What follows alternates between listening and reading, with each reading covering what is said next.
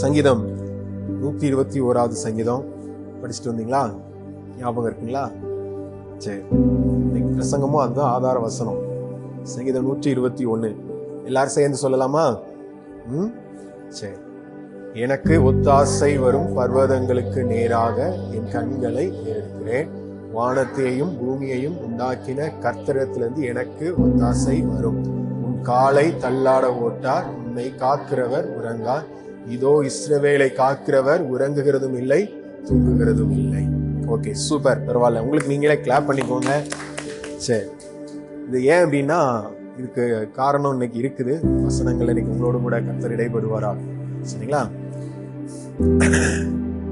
கர்த்தருக்கு மகிமை உண்டாகட்டும்.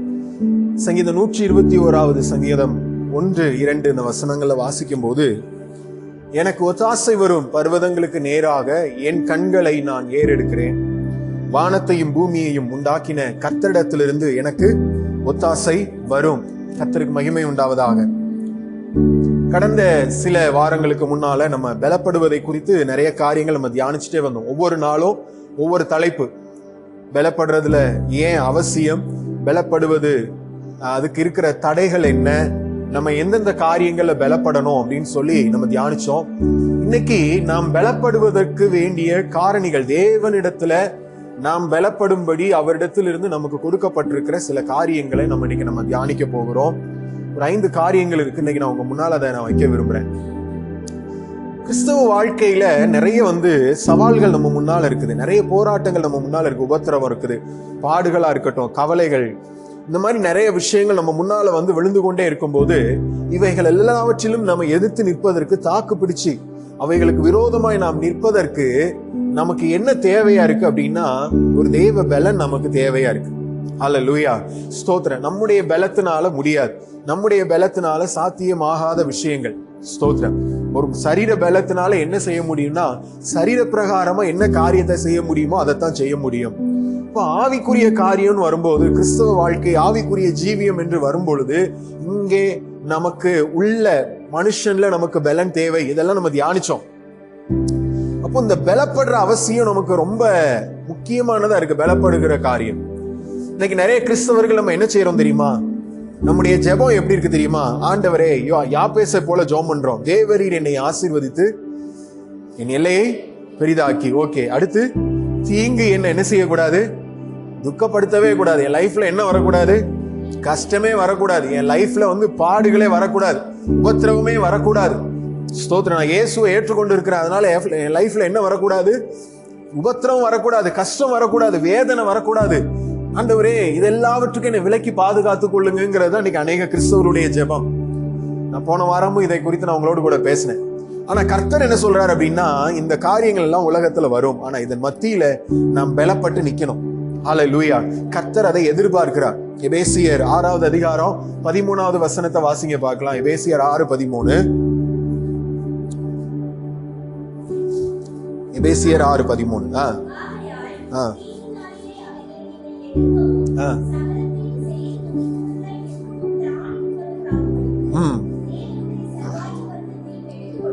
ஆமென்.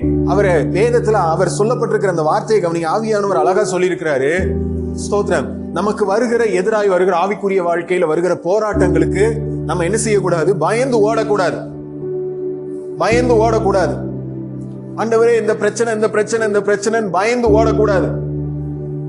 ஸ்தோத்திரம். இது என்னால முடியாதுன்னு நினைச்சு ஓடக்கூடாது. அவர் என்ன சொல்றாரு அப்படின்னா, இந்த ஆகையால் தீங்கு நாளிலே நீங்கள் அவைகளை என்ன செய்யணும்? முதல்ல என்ன போட்டிருக்கு? தீங்கு நாளில் அவைகளை எதிர்க்கவும், சகலத்தையும் செய்து முடித்தவர்களாய் நிற்கவும் திராணி உள்ளவர்கள் ஆகும்படிக்கு. நம்ம பிரச்சனை வந்தோடனே ஜெபம் பண்ணுவோம். ஆனா அங்க என்ன சொல்லப்பட்டிருக்குன்னா, முதல்ல என்ன பண்ணுங்க? தேவனுடைய சர்வாயுத வர்க்கத்தை எடுத்துக்கொள்ளுங்க. அதுக்கு அடுத்து சொல்லப்பட்டிருக்கிறதா நீங்க போய் என்ன பண்ணுங்க? ஜெபம் பண்ணுங்க. அல்லேலூயா. முதல்ல நீங்க பலப்படுங்க. கர்த்தரிடத்துல கர்த்தருடைய காரியங்கள் என்ன செய்யுங்க? பலப்படுங்க. அதற்கு பிறகு நீங்க ஜெபம் பண்ணுங்க. முதல்ல நீங்க அதுக்கு எதிர்த்து நிற்கிறதுக்கு நீங்க எழுப்பி நிக்கணும். இதெல்லாம் நம்ம தியானிச்சோம். எதிர்த்து நிக்கிறேங்கிற அந்த ஸ்டாண்ட்ல வர்றதுக்கே நமக்கு பலன் தேவை. ஸ்தோத்திரம். அந்த பலன் இல்லைன்னா எதிர்த்து நிக்க மாட்டோம்.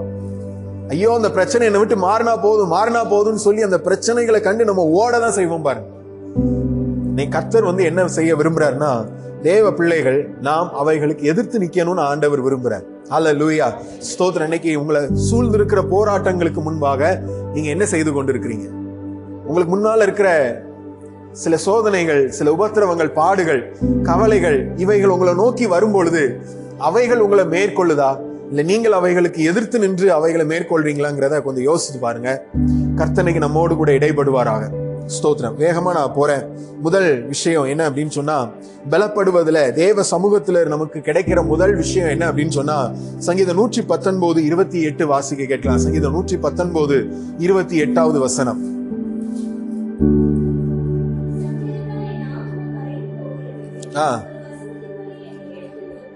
உம்முடைய வசனத்தின்படி என்னை எடுத்து நிறுத்தும். சஞ்சலத்தால் என் ஆத்துமா என்ன பண்ணுது? கரைந்து போகிறது. ஆண்டவரே, உம்முடைய வசனத்தின்படி, உம்முடைய வார்த்தையின்படி என்னை எடுத்து நிறுத்தும். முதல் விஷயம், நாம் பலப்படும்படி தேவ சமூகத்திலிருந்து நமக்கு கொடுக்கப்படுகிற ஆதாரம், ஆதரவு என்ன அப்படின்னு சொன்னா, தேவனுடைய வார்த்தை. ஸ்தோத்திரம். தேவனுடைய வார்த்தை. கர்த்தருக்கு மகிமை உண்டாவதாக. இன்னைக்கு நான் உங்களை பார்த்து கேட்கிறேன், தேவனுடைய வார்த்தையை பற்றி நீங்கள் இதுவரைக்கும் நினைக்கிற காரியம் என்ன?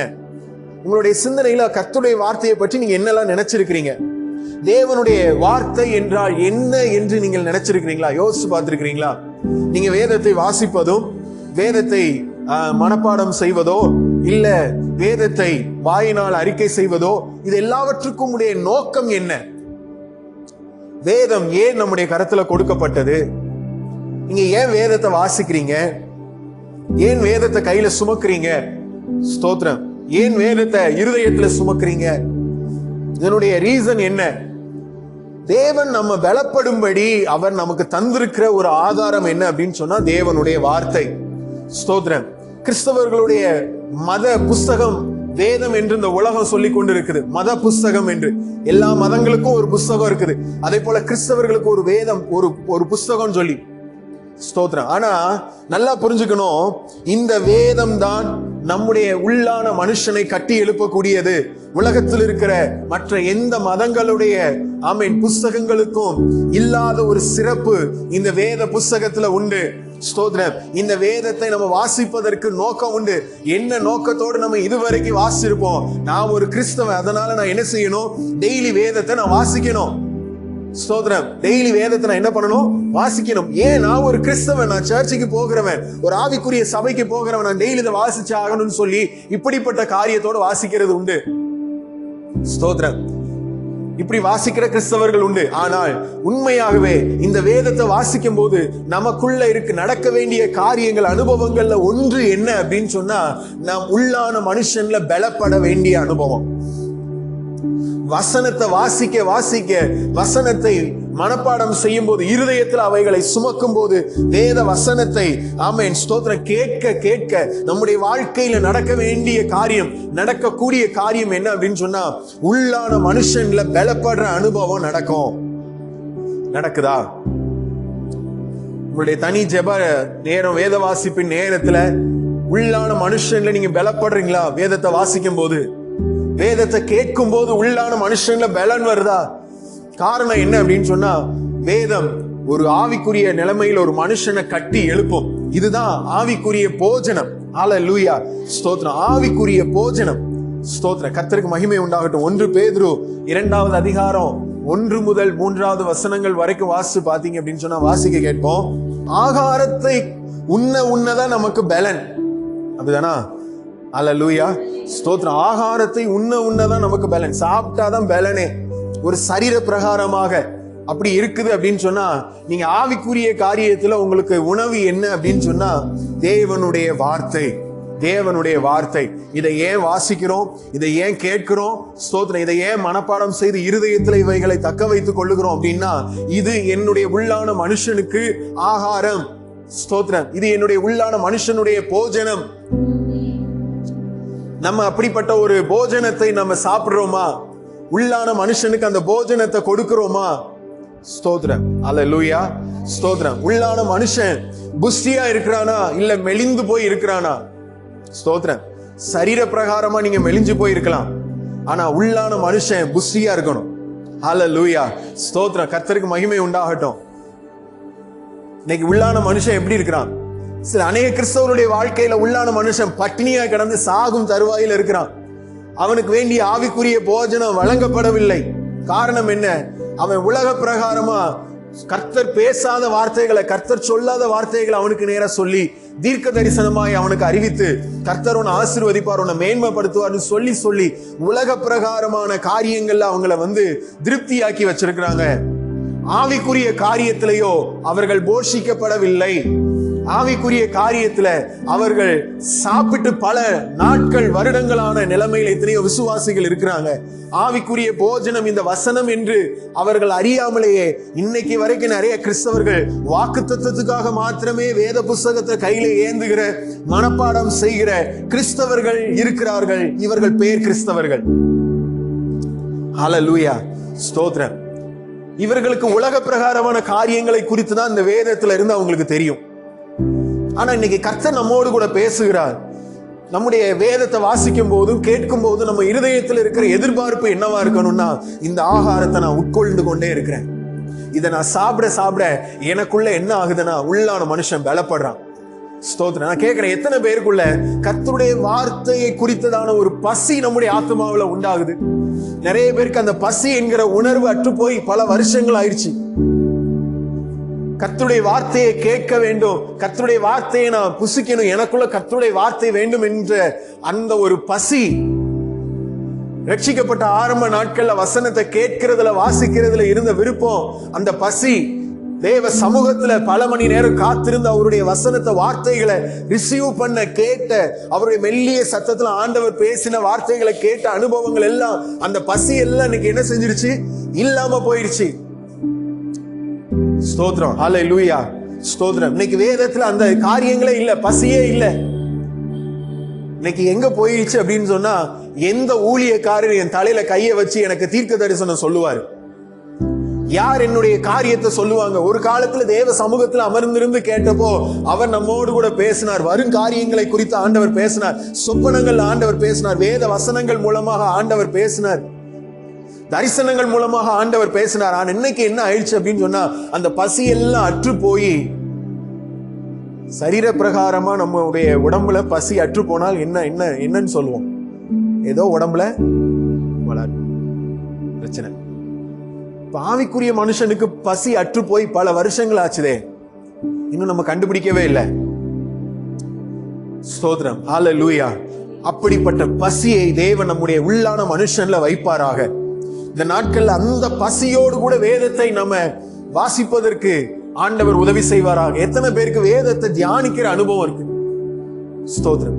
வேத வசனத்தை வாசிக்கிற அனுபவம் வேற, அதை வாசிச்சு தியானிக்கிற அனுபவம் வேற. கர்த்தருக்கு சித்தமானால் ஒரு நாள் வேதத்தை தியானிக்கிறத குறித்து ஒரு கிளாஸ் எடுக்கலாம்.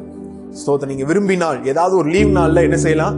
நீங்க விரும்பி கூடி வந்தால் வேதத்தை தியானிப்பதை குறித்து சில காரியங்களை கற்றுக் கொடுக்க ரெடி. எப்படி வேதத்தை தியானிக்கணும் அப்படின்னு ஒரு பைபிள் ஸ்டடி. எத்தனை பேர் அதுக்கு விரும்புறீங்கன்னு தெரியல. ஸ்தோத்திரம், ஹல்லேலூயா. இவ்வளவுதான் விருப்பமா? கர்த்தருக்கு மகிமை உண்டாகட்டும். கர்த்தருக்கு ஸ்தோத்திரம். நாங்க ஊழியம் செய்ய ரொம்ப உற்சாகமா இருக்கிறோம். இடநாள்ல கூட ஏதாவது இந்த மாதிரி மீட்டிங் நடத்தினாலும் நாங்க நடத்துறதுக்கு ரெடி.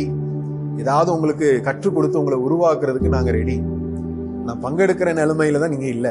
ஸ்தோத்திரம், கர்த்தருக்கு மகிமை உண்டாகட்டும். பிரயோஜனமா இருக்கிறவைகளில் ஒன்றையும் நாங்கள் உங்களுக்கு என்ன செய்யல? மறைத்து வைக்காமல் எல்லாவற்றையும் உங்களுக்கு பிரசங்கம் பண்ணோம்னு பவுல் சொல்றாரு அப்போஸ்தல நடபடிகள்ல. எல்லாவற்றையும் உங்களுக்கு நான் பிரசங்கம் பண்ணேன் அப்படின்னு. அதே மாதிரி நானும் ஆண்டவர் சமூகத்துல சொல்லிடுவேன், நீங்க தான் எனக்கு சாட்சி. அல்லேலூயா. ஆமா, உங்களுக்கு எதெல்லாம் பிரயோஜனமோ அதெல்லாம் என்ன பண்றோம்? பிரசங்கம் பண்றதுக்கு நாங்க ரெடி, கிளாஸ் எடுக்கிறதுக்கு நாங்க ரெடி. அதுக்கு நீங்களே எங்களுக்கு சாட்சிகள். கர்த்தருக்கு ஸ்தோத்திரம். நீங்க தான் வரமாட்டேங்கிறீங்க, அதுக்கும் நீங்க தான் சாட்சி.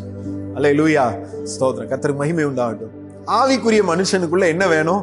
இந்த பசி. வேதத்தை தியானிக்கிறதுல ஆண்டவர் என்னோடு கூட பேசுவார். எப்ப பேசுவார்? பேசலன்னா நமக்கு இருக்கிற அந்த ஒரு காரியம். வேத வசனம் போஜனம் என்றால் உள்ளான மனுஷன்ல பசி தேவை. உள்ளான மனுஷன் எப்படி இருக்கிறான்? உள்ளான மனுஷன் எப்படி இருக்கிறான்? சுகமா இருக்கிறானா? ஹல்லேலூயா. இன்னைக்கு மருத்துவர் ஒரு கிரியை செய்வாராக. இந்த பசி அற்று போய் ஒரு பலவீனமான அனுபவத்துல உள்ளான மனுஷன்ல நீங்க இருப்பீங்கன்னு சொன்னா, ஆவிக்குரிய வாழ்க்கையில நீங்க இருப்பீங்கன்னு சொன்னா, ஸ்தோத்திரம், மருத்துவர் இயேசு ஆவியானவர் இன்னைக்கு ஒரு கிரியை செய்யட்டும். அவருடைய வார்த்தைகளை கேட்கிறதுல, தியானிக்கிறதுல நமக்கு ஆட்டோமேட்டிக்கா ஒரு பசி உண்டாகட்டும். வேதத்தை காலையில திறந்த அனுபவங்கள்லாம் முடிஞ்சு போச்சுல, இனிமே அந்த வேதத்தை திறக்கிற அனுபவம் உண்டாகட்டும். வேதத்தை வாசிக்கிற அனுபவம் உண்டாகட்டும்.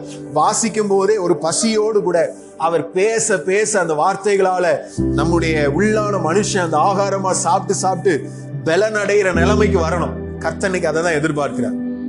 ஆண்டோடைய வார்த்தை ஒரு மனுஷனுடைய வாழ்க்கையில என்ன செய்யும்னா, அது ஒரு பெரிய காரியம். பிரசங்கங்கள் ஒரு பெரிய பிரசங்கம். அதுல ஒரு விஷயம்தான், அவர் நம்மை பலப்படுத்துவார். வார்த்தை நம்மை பலப்படுத்தும். ஹல்லேலூயா, ஸ்தோத்திர, கர்த்தருக்கு மகிமை உண்டாவதாக. இன்னைக்கு நிறைய கிறிஸ்தவர்கள் நம்ம எதை நம்ம நோக்கி ஓடிக்கொண்டிருக்கிறோம் அப்படின்னா, ஸ்தோத்திரம், அலங்காரமான சபைகள், ரொம்ப கூட்டம் நிறைஞ்ச சபைகள் இல்லையா, ஸ்தோத்திரம், ரொம்ப ஆடம்பரமான அழைப்பு தோற்றங்களை காண்பிக்கிற சபைகள். அந்த பாஸ்டர் ஒரு செலிபிரிட்டியா இருக்கணும். அந்த பாஸ்டர் எல்லாராலையும் அறியப்பட்ட ஒரு செலிபிரிட்டியா இருந்தார் அப்படின்னு சொன்னா, அவர் வர்றாரு அப்படின்னா எதை வேணாலும் விட்டுட்டு என்ன செய்வாங்க, போகிற நிலைமையில விசுவாசிகள் இன்னைக்கு கிறிஸ்தவ வட்டாரத்துல இருக்கிறாங்க. கர்த்தருக்கு மகிமை உண்டாகட்டும். உங்களுக்காக கர்த்தரை ஸ்தோத்தரிக்கிறேன். எந்த சபைக்கு போறீங்க அப்படின்னு சொன்னா, அந்த பேரை சொல்றதுலயே ஒரு பெருமை இருக்கும். அந்த பேரை சொல்றதுலயே ஒரு பெருமை இருக்கும். நீங்க இந்த சபைக்கு போறீங்கிறதுல அல்ல பெருமை, மேன்மை பாராட்டல். இந்த சபைக்கு நான் போறேன்யா, இந்த சபை எங்க இருக்குன்னு யாருக்கும் தெரியாது, நான் போறேன். ஆனாலும் நான் என்னால உறுதியா சொல்ல முடியும், இந்த சபையில நான் போஷிக்கப்படுகிறேன். இந்த சபையில கர்த்தர் என்னோடு கூட பேசுறார். இந்த சபையில நான் உருவாக்கப்படுகிறேன். ஆவிக்குரிய வாழ்க்கையில நான் வளர்க்கப்படுகிறேன். இந்த சபைக்கு நான் போகிறதுனால நான் கர்த்தருடைய வருகைக்கு ஆயத்தப்பட்டு அவருடைய வருகையில எடுத்துக்கொள்ளப்படுவேன் என்கிற நிச்சயம் இந்த மனவாட்டியாகிய சபை, இந்த ஐக்கியத்துல எனக்கு இருக்குதுன்னு நீங்க சொல்வீங்கன்னா அதுதான் மேன்மை பாராட்டல். எங்க சபையில அவ்வளவு அலங்காரம் இருக்கு, எங்க சபை பாஸ்டர் யார் தெரியுமா, எங்க சபைக்கு எத்தனை பேர் வர்றாங்க தெரியுமா, நாங்க எவ்வளவு பெரிய சர்ச்சுக்கு போறோம் தெரியுமா, அதுல ஒரு மேன்மை பாராட்டலும் இல்லை. நீங்க வேணா உலகத்துல பெருமையா நீங்க பேசலாம், ஆனா கர்த்தரை பொறுத்த வரையில அவர் பரலோக ராஜ்யத்துக்கு அவர் வரும்பொழுது வருகையில எடுத்துக்கொள்ளப்படுவோமாங்கிறதுலதான் மேட்டர் இருக்கு. அல்லேலூயா, ஸ்தோத்திரம். இன்னைக்கு சத்தியத்தை பிரசங்கிக்கிறது இல்லை. ஜனங்களுக்கு அவர்களுக்கு என்ன தேவையோ அதை பிரசங்கம் பண்றாங்க. அவங்களுக்கு என்ன தேவையோ அதை பிரசங்கம் பண்றாங்க. ஸ்தோத்திரம். நம்ம ஆட்களும் எது நான் கேட்க விரும்புறேனோ அதை பாஸ் பிரசங்கம் பண்ணணுங்கிற அந்த நிலைமையோடு ஓடுகிற ஆட்கள். இந்த காரியத்தை தவறா பிரசங்கம் பண்றவங்களும் தப்பு, இதை என்கரேஜ் பண்ற விசுவாசிகள் மேலே என்ன இருக்கு, தப்பு இருக்கு. கர்த்தர் உங்களை என்னை இந்த சபையில வைத்திருக்கிறார் என்றால் இதுல நோக்கம் என்னவா இருக்கணும்னா, நான் பலப்படணும். கர்த்தருடைய வார்த்தை உங்களுக்கு நேரா வருதுன்னா நான் பலப்படணும். ஸ்தோத்திரம். நான் தீங்கு நாளில் அவைகளை எதிர்க்கவும் சகலத்தையும் செய்து முடித்தவர்களாய் நிற்கும்படி திராணி உள்ளவர்களாகும்படி, திராணி அந்த பலன் எனக்கு உண்டாகணும். ஹல்லேலூயா. கர்த்தனுக்கு அப்படிப்பட்ட பலனை நமக்கு அவருடைய வார்த்தையினால தருவாராக, வார்த்தையினால் நம்மை பலப்படுத்துவாராக. கர்த்தருக்கு மகிமை உண்டாகட்டும். இன்னைக்கு ஆவிக்குரிய ஒரு யுத்தத்தை எதிர்கொள்ள தேவன் நம்மை தயார்படுத்தட்டும். இரண்டாவது காரியம், மத்தேயு 17வது அதிகாரம் 21வது வசனத்தை வாசிக்க கேட்கலாம். மத்தேயு 17:21.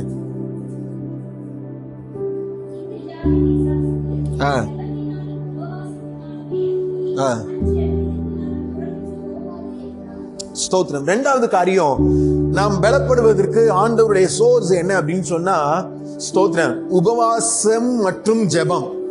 ஸ்தோத்திரம், உபவாசம் மற்றும் ஜெபம். முதல்ல தேவனுடைய வார்த்தை சொன்ன, இரண்டாவது உபவாசம் மற்றும் ஜெபம்.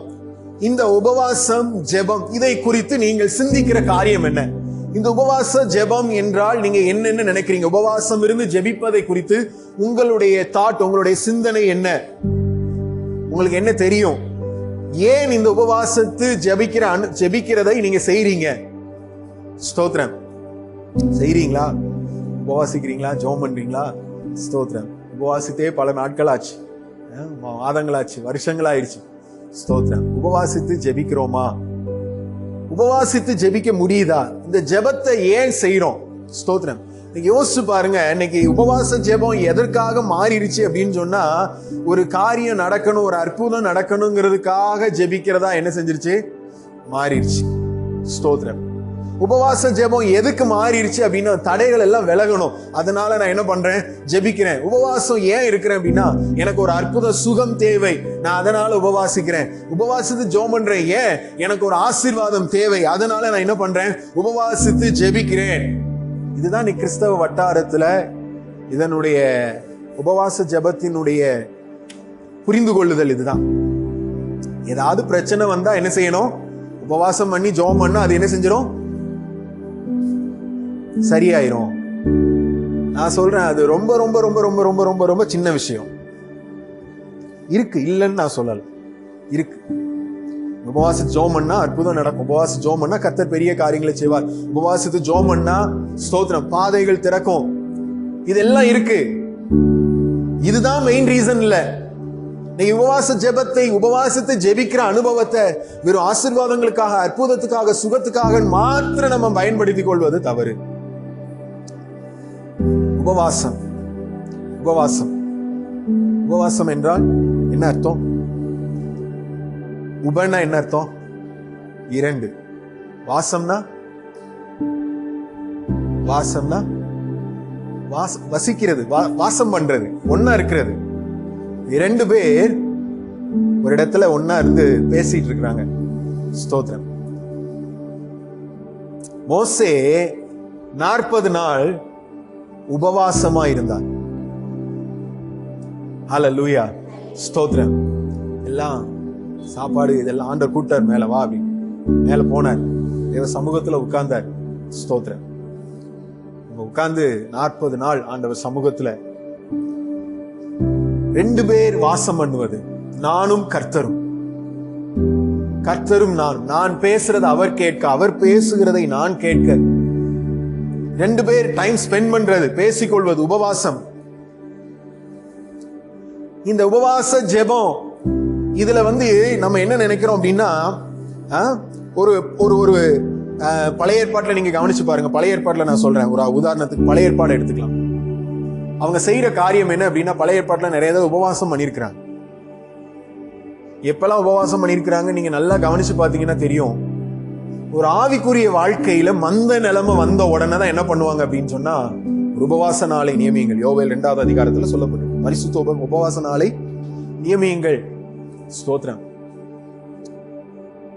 எப்போ தேவனை, அவருடைய பிரசன்னத்தை, அவருடைய வார்த்தையை உணரக்கூடாதபடி, கேட்க கூடாதபடி ஒரு உணர்வற்ற நிலைமை நம்முடைய வாழ்க்கையில், அவங்களுடைய வாழ்க்கையில வந்ததோ, தேவனை விட்டு தூரப்பட்ட அனுபவத்தில் இருக்கிறார்கள் என்று எப்பொழுது அவர்களுக்கு அறிவிக்கப்பட்டதோ, எப்போது அவர்கள் கண்டு கொண்டார்களோ, உடனே என்ன பண்ணுவாங்க அப்படின்னா, தேசம் எங்கும் பரிசுத்த உபவாச நாளை நியமியுங்கள். கர்த்தர் பேசுவார். ஸ்தோத்திரம். தீர்க்கதரிசிகளை கொண்டு பேசுவார். சில நேரம் பேசும்போது அவங்களாவே முடிவு எடுப்பாங்க, வாங்க ஒரு உபவாச நாளை ஏற்படுத்தி நம்ம ஜெபம் பண்ணுவோம். நினிவே பட்டணத்தை குறித்து நமக்கு தெரியும். யோசபாத் ராஜா 2 நாளாகமம் 20வது அதிகாரம் 1 முதல் 4வது வசனத்துல நீங்க வாசி பாத்தீங்கன்னா, ஒரு பெரிய பிரச்சனை சூழ்ந்து வரும்பொழுது முதல்ல என்ன பண்றாங்க அப்படின்னா, உபவாசம் இருந்து ஜெபம் பண்றாங்க. அங்க அற்புதம் நடக்குது. பிரச்சனை வரும்போது ஜெபித்து அற்புதம் நடக்குது.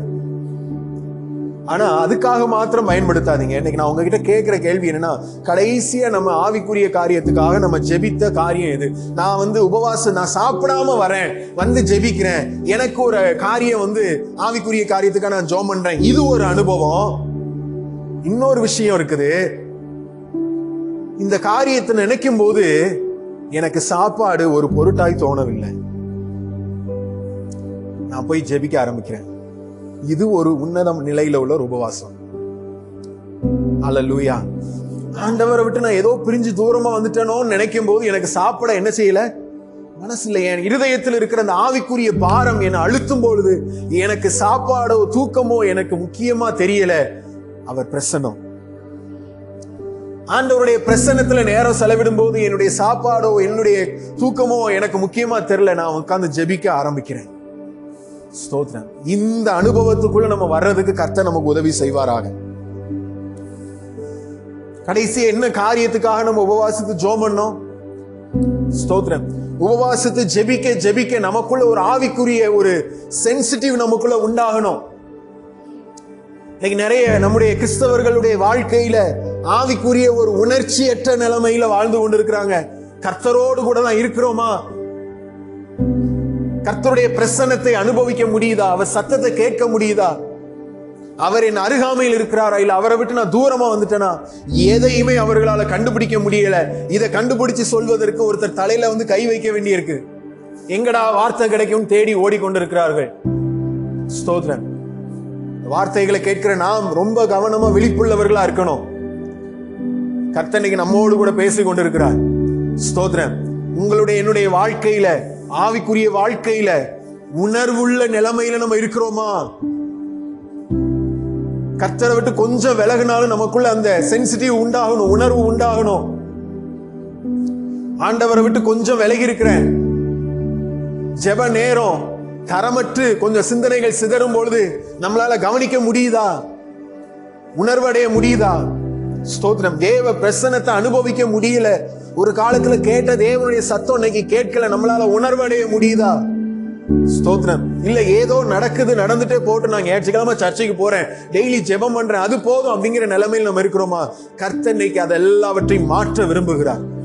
உபவாசித்து ஜெபம் பண்ணுங்க. உபவாசத்து ஜெபம் பண்ணுங்க. பர்சனலா ஒரு நாள். ஸ்தோத்திரம். எத்தனையோ காரியத்துக்கு என்ன பண்றோம்? வேலைக்கு லீவு போடுறோம். சடங்கு, காது குத்து, அது இது கல்யாணம் அப்படின்னு நிறைய லீவு போடுறோம். ஒரு நாள் கர்த்தருடைய சமூகத்துல இருக்கிறதுக்கு நீங்க லீவு போட்டு உட்கார்ந்து தேவ சமூகத்துல உபவாசத்தோடு எவ்வளவு நேரம் உங்களால முடியுதோ 3 நேர நாள் தாராளமா இருங்க. ஒரு ஜூஸை குடிச்சிட்டு கூட இருங்க. ரொம்ப பலவீனமா இருக்குன்னா தேவ சமூகத்துல உட்காருங்க. ஆவிக்குரிய வாழ்க்கையில எந்த நிலைமையில நீங்க எதை இழந்து போயிருக்கிறீங்க, எந்த அனுபவத்தை நீங்க இழந்து போயிருக்கிறீங்க, அல்லது எந்த அனுபவத்துல வளராம நின்று போயிட்டீங்க, அல்லது எந்த அனுபவத்துல நான் இன்னும் வளர வேண்டி இருக்க ஆண்டவரேன்னு சொல்லி இந்த காரியங்களை ஆராய்ந்து பார்த்து உணர்வடைந்து அந்த காரியத்துக்காக தேவ சமூகத்துல அதை உங்களை சாப்பிட விடாம செய்யட்டும், தூங்க விடாம செய்யட்டும். தேவ சமூகத்துல அப்படி விழுந்து கிடக்க தேவன் நமக்கு உதவி செய்வாராக. அல்லேலூயா. அப்படிப்பட்ட உபவாச ஜெப அனுபவம் நமக்குள்ள தேவை. அது நம்மை பலப்படுத்தும். கர்த்தருக்கு மகிமை உண்டாவதாக. 3வது காரியம், அவருடைய ஆவியினாலே உள்ளான மனுஷனில் வல்லமையாய் பலப்படணும். நம்ம பலப்படுவதற்கு தேவனிடத்தில் இருக்கிற அடுத்த சோர்ஸ் என்ன அப்படின்னு சொன்னா, முதல்ல சொன்ன தேவனுடைய வார்த்தை நம்மை பலப்படுத்தும். வாசிக்கும் போது, தியானிக்கும் போது, கேட்கும் போது உள்ளான மனுஷனுக்கு அது போஜனம் என்றே அதை ரிசீவ் பண்ணி உள்ளான மனுஷன் போஷிக்கப்பட்டு திடகார்த்தமா இருக்கணும். ஸ்தோத்திரம். 2வது, நம்ம உபவாசித்து ஜெபிக்கிற அனுபவம். ஸ்தோத்திரம். எப்பவும் அது நம்மை கர்த்தருக்குள்ள பலப்படுத்தும். அந்த சென்சிட்டிவ் இருந்துகிட்டே இருக்கணும். ஸ்தோத்திரம். தேவனை விட்டு பிரிகிற அனுபவம் ஏதோ ஒரு இடத்துல தெரியுது அப்படின்னா நம்ம ரொம்ப கவனம் உள்ளவர்களாய் மாறி அதுல என்ன பண்ணணும்? நம்முடைய கவனத்தை செலுத்தி உபவாசித்து ஜெபம் பண்ணி ஆண்டவர்கிட்ட மறுபடியும் ஒப்புரவு ஆயிரணும். ஸ்தோத்திரம். கர்த்தருக்கு மகிமை உண்டாவதாக. தேசத்துக்காக உபவாசி ஜெபம் பண்றதால அதான் தேசத்துல உள்ள அருவருப்புகள், அக்கிரமங்களை நினைக்கும் போது என்னால சாப்பிட முடியல, என்ன அந்த பாரம் அழுத்துதுங்கிறதுல நம்ம உட்கார்ந்து ஜெபம், உபவாச ஜெபம். 3வது, பரிசுத்த ஆவியானவர். 3வது இருக்கிற சோர்ஸ் என்ன? அவருடைய ஆவியினாலே உள்ளான மனுஷனில் வல்லமையாய் பலப்படும். நம்முடைய ஆவிக்குரிய வாழ்க்கையினுடைய பலன் யார் அப்படின்னு சொன்னா பரிசுத்த ஆவியானவர். ஹல்லேலூயா. ஸ்தோத்திரம். நீங்க நினைக்கிறீங்களா உங்களுடைய பலத்துல நீங்க ஆவிக்குரிய வாழ்க்கையில ஓடிக்கொண்டிருக்கிறீங்க அப்படின்னு நினைக்கிறீங்களா? ஸ்தோத்திரம். பரிசுத்த ஆவியானவரை குறித்து உங்களுடைய சிந்தனை என்ன? பரிசுத்த ஆவியானவரை நீங்க பெற்றுக்கொண்டதனுடைய காரணம் என்ன என்று நீங்க நினைக்கிறீங்க? இதுவரைக்கும் பரிசுத்த ஆவியானவரை நீங்கள் எதற்காக பயன்படுத்தி இருக்கிறீங்க? ஸ்தோத்திரம். பரிசுத்த ஆவியானவருடைய கிரியை, பரிசுத்த ஆவியானவருடைய ஊழியம் அது என்னவென்று நீங்க அறிஞ்சிருக்கிறீங்களா? ஸ்தோத்திரம். இந்த உலகத்துல இன்னைக்கு கிறிஸ்தவ வட்டாரத்துல நிலைமைகள் எப்படி இருக்கு அப்படின்னு சொன்னா, ஆவியானவரை நான் ஒரு ஆவிக்குரிய சபைக்கு போகணும் என்றால் நிறைய பேர் கை தட்டுறாங்க, குதிக்கிறாங்கன்னா நானும் என்ன செய்ய வேண்டியிருக்கு? அந்த அனுபவத்துக்குள்ள வர வேண்டியிருக்கு. ஸ்தோத்திரம். சரீர பிரகாரமாக மாத்திரம் அவர்கள் ஸ்தோத்திரம் ஒரு அசைவை அனுபவிச்சுட்டு உள்ள ஆவிக்குரிய வாழ்க்கையில எந்த அசைவை அனுபவிக்கலன்னா அவர் உண்மையான ஆவியானவர் இல்ல. அல்லேலூயா. ஸ்தோத்திரம். ஆவியானவர் வெளியரங்கமான சரீரத்தை அசைக்கிறவர் அல்ல. பாஸ்டர், ஆவியானவர் வரும்போது அப்படியே ஒரு புல்லரிப்பு இருந்துச்சு. ஆவியானவர் வரும்போது அப்படியே சரீரத்துல அப்படியே யாரோ கரண்ட் அடிச்ச மாதிரி இருந்ததுனால நான் குதிச்சேன். ஸ்தோத்திரம். வேகமா நான் கையை தட்டுனேன். ஸ்தோத்திரம். சரீரத்தை மாத்திரம் ஒழுக்குகிறவர் அல்ல ஆவியானவர். இன்னைக்கு அவர் நம்ம உள்ளான மனுஷனை பலப்படுத்த விரும்புகிறார். அவர் தான் உண்மையான ஆவியானவர். ஹல்லேலூயா. ஸ்தோத்திரம். ஆவியின் அபிஷேகத்தை பெற்றுக்கொண்டவர்கள் நல்லா கவனிங்க. ஸ்தோத்திரம். ஆவியின் அபிஷேகமே கிடையாதுன்னு ஒரு கூட்டம் சொல்லி கொண்டு இருக்குது. ஆனா கர்த்தர் சொல்றார், யோவேல் புத்தகத்துல வாசிக்கிறோம், கடைசி நாட்களில் நான் மாம்சமான யாவர் மேலுமே ஆவியை ஊற்றுவேன் என்று ஆண்டவர் சொல்லிட்டார். யாவர் மேலுமே ஆவியை ஊற்றுவேன். அப்ப அந்த ஆவியின் அபிஷேகத்தை தேவன் நம்ம மேல ஊற்றுகிறார் என்றால் வெளிப்படையான சரீரத்தை அசைப்பதற்காக தேவன் கொடுக்கல. ஆவிக்குரிய வட்டாரத்துல இன்னைக்கு மேல நின்று பாஸ்டர் அம்மா என்ன அந்நிய பாஷை பேசுறாங்களோ அதனுடைய பாதிப்பு தான் விசுவாசிகளுக்கு உண்டாகுது. பாஸ்டர் என்ன அந்நிய பாஷையை பேசுறாரோ அதுதான் விசுவாசிகள் பாதிப்பு உண்டாகுது. ஸ்தோத்திரம். கர்த்தருக்கு மகிமை உண்டாகட்டும். ஆண்டவர் இன்னைக்கு நம்மை பலப்படுத்த விரும்புகிறார். பர்சனலா இன்னைக்கு ஆவியானவர் நம்ம கூட இடைபட விரும்புகிறார். இதுவரைக்கும் ஆவியானவரை குறிச்சு நினைச்சிருந்த எல்லா காரியங்களையும் ஆவியானவர் மாற்றி போட விரும்புகிறார். இதுவரைக்கும் ஏதோ சில காரியங்களுக்காக, பிரச்சனைகள் மத்தியில் ஏதோ சில விஷயங்களுக்காக மாத்திரம் ஆவியானவரை நீங்க பயன்படுத்தி கொண்டிருந்த அனுபவங்களை ஆவியானவர் உடைத்து போட்டு இனி ஆவியானவர் நம்மை பயன்படுத்துற அனுபவத்துக்குள்ள நம்மை கொண்டு போவாராக. எத்தனை பேர் விரும்புறீங்க? ஹல்லேலூயா. நாம நிறைய தடவை ஆவியானவரை பயன்படுத்துறோம். இது நடக்கணும். ஆவியானவரே இனி ஆவியானவர் என்னை பயன்படுத்தட்டும், என்னை பயன்படுத்தட்டும். கர்த்தருக்கு மகிமை உண்டாவதாக. ஸ்தோத்திரம். ஏன் அபிஷேகம் கொடுக்கப்படுகிறது அப்படின்னா, முடியாது, நடக்காது, சாத்தியம் இல்லை அப்படிங்கிற விஷயத்தை ஆவிக்குரிய காரியங்களை செய்து முடிப்பதற்காக. பழைய ஏற்பாட்டுல அதெல்லாம் நிறைய பார்க்கிறோம். ஸ்தோத்திரம். ராஜாக்களுக்கு, தீர்க்கதரிசிகளுக்கு, நியாயாதிபதி இவங்க மேல எல்லாம் ஆவியானவர் வந்து இறங்கினார். ஏன் அப்படின்னா முடியாது, நடக்காது, கடினமானதுங்கிற காரியங்களை செய்து முடிப்பதற்காக அபிஷேகம் கொடுக்கப்பட்டது. இந்த உலகத்திலையும் இன்னைக்கு ஆவியானவர் இல்லாமல் இந்த கிறிஸ்தவ ஓட்டத்தை நம்மளால தொடர்ந்து ஓட முடியாது.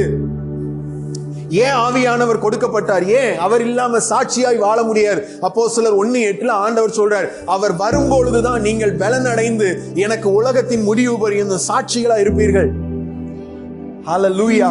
நம்ம பலன் அடைந்து சாட்சிகளா இருக்கணும். பலன் அடையாம நம்ம சாட்சியா இருக்க முடியாது. அதெல்லாம் தியானிச்சோம், ஞாபகம் இருக்கும்னு நான் நம்புறேன். ஸ்தோத்திரம். ஆவியானவர் நம்மை பலப்படுத்தி நம்மை சாட்சியாய் நிறுத்துகிறவர். நடக்காது, முடியாது, செய்து முடிக்க முடியாதுங்கிற நிலைமையில் இருக்கிற காரியங்களை செய்து முடிப்பதற்காக ஆவியானவர் நம்ம மேல வந்து இறங்கி இருக்கிறார், நம்ம மேல தங்கி இருக்கிறார். இந்த உலகத்துல ஸ்தோத்திரம், முற்றிலுமாய் பாவத்தால நிறைஞ்சிருக்கிற அந்த உலகத்துல இயேசுவை வாழ்ந்து காண்பிப்பது ஆவியானவர் நம்மை பலப்படுத்துகிறார். அவருடைய கிருபைக்கு அடையாளமாய் ஆவியானவர் நம்மை வாழும்படி நம்மை பலப்படுத்துகிறார். ஸ்தோத்திரம். ஹல்லேலூயா. உலகத்துல வருகிற சவால்கள் எல்லாவற்றையும் மேற்கொள்ள ஆவியானவர் நம்மை பலப்படுத்துகிறார். நான் சொல்றேன், நீங்க அபிஷேகம் பெற்றவர்களா இருந்தால் உங்களுக்கு முன்னால சவால்கள் வந்து கொண்டே இருக்கும். ஹல்லேலூயா. ஆவியானவர் ஏதோ பெற்றுக்கொண்டு ஒரு ஓரத்துல அவர் அமைதியா வச்சுட்டு சண்டே மட்டும் வந்து ஆவியில நிரம்பி நம்ம ஆராதிச்சுட்டு போறது அல்ல. ஸ்தோத்திரம். நீங்க அபிஷேகம் பெற்றவர்களா இருந்தா உங்க லைஃப்ல என்ன இருக்கும்? சேலஞ்சஸ் இருந்துகிட்டே இருக்கும். கோலியாத்து வந்து கொண்டே இருப்பான். ஸ்தோத்திரம். அபிஷேகம் பெற்றவனுக்கு முன்பாக சவால்கள் எழும்பி நிற்கும். அல்லது அபிஷேகம் பெற்றவன் தன் சத்துருக்களுக்கு முன்பாக சவாலா நிற்பான்னு சொல்றேன். அவனை அசைக்க முடியாது. அபிஷேகம் மேற்கொள்ளும். ஹல்லேலூயா. முன்னே வந்திருக்கிற சவால்களை குறித்து நீங்க பயப்பட வேண்டாம். தேவ ஜனமே, கர்த்தருடைய ஆவியினால் அபிஷேகம் பண்ணப்பட்டவர்களுக்கு நான் சொல்றேன், ஸ்தோத்திரம், உங்களுக்கு முன்னால இருக்கிற போராட்டங்கள், உங்களுக்கு முன்னால இருக்கிற சவால்களை குறித்து நீங்க பயப்பட வேண்டாம். உங்க மேல ஆவியானவருடைய அபிஷேகம் வைக்கப்பட்டிருக்கிறதுன்னு சொன்னா இந்த சவால்கள், கடினமான சூழ்நிலைகளுக்கு முன்னால தேவன் உங்களை நிற்க அனுமதிப்பார். ஸ்தோத்திரம். நீங்கள் அவைகளுக்கு ஒரு சவாலா இருப்பீங்க. ஸ்தோத்திரம். இது வரைக்கும் எத்தனையோ பேரை கொன்று போட்ட கோலியாத்துக்கு தாவீதை கொல்றது ஒரு பெரிய விஷயம் இல்லைன்னு நினைச்சு சவால் விட்டு, ஆனா கர்த்தர் என்ன பண்ணாருன்னா, ஸ்தோத்திரம், தாவீது மேல கர்த்தருடைய ஆவியின் அபிஷேகம் இருந்தது. போறான், எழுந்து, இது வரைக்கும் நீ அடிச்சது போல இல்ல, நான் சின்னவனா இருக்கலாம், மெலிஞ்சு, ஸ்தோத்திரம், ஒரு ஒல்லியான தேகம் உடையவனா இருக்கலாம், ஆனா எனக்குள்ள இருக்கிற ஆவியானவர் எப்படிப்பட்டவர் தெரியுமா அப்படின்னு சொல்லி அந்த கோலியாத்தை அவன் வீழ்த்துறதை பார்க்கிறோம். ஹல்லேலூயா. ஸ்தோத்திரம். ஆவியானவர் நமக்குள்ள இருக்கிற நோக்கம் என்ன? நம்மை பலப்படுத்துகிறார், நம்மை பலப்படுத்துகிறார். இன்னைக்கு எதுக்காக ஆவியானவர் நம்ம லைஃப்ல அவரை கேட்கிறோம்? அவர் ஒரு வாரமா படுக்க வச்சுட்டு, அவர் ஒரு வாரமா தூங்க வச்சுட்டு அவரை பேசவும் விட மாட்டோம், அவரை செயல்பட விட மாட்டோம். அவர் பலப்படுத்த விரும்பினார்னா அதையும் செய்ய விட மாட்டோம். ஸ்தோத்திரம். உங்களுக்கு ஒன்றும் தெரியாத ஆவியானவரே, நீங்க என்ன செய்யுங்க? கொஞ்சம் அமைதியா இருங்க. வேதம் சொல்லுது அவர் தேவனுடைய ஆழங்களை அறிஞ்சிருக்கிறவர். ஆனா நம்ம கிறிஸ்தவர்கள் என்ன பண்ணியிருக்கிறோம்? ஆண்டவரே, ஆவியானவரே, உங்களுக்கு கொஞ்சம் ஒன்றும் தெரியாது, கொஞ்சம் அமைதியா இருங்க, இந்த பிரச்சனையில நான் எப்படி ஃபேஸ் பண்ணணுங்கிறது எனக்கு தெரியும், இந்த காரியத்துல நான் பேசலைன்னா என்ன நினைச்சிருவாங்க? முட்டாள் நினைச்சிருவாங்க, அல்லது என்ன கோமாளி நினைச்சிருவாங்க. கண்டிப்பா நான் இதுல பேசிதான் ஆகணும். நான் இப்ப பேசாம விட்டா இன்னும் வரும் நாட்கள் அதிகமா பேச ஆரம்பிச்சிருவாங்க, நான் பேசிதான் ஆகணும். ஆவியானவர் சொல்றாரு, அமைதியா இரு. பேசிதான் ஆகணும் அப்படின்னு. நீங்க கொஞ்சம் அமைதியா இருங்க, உங்களுக்கு தெரியாது.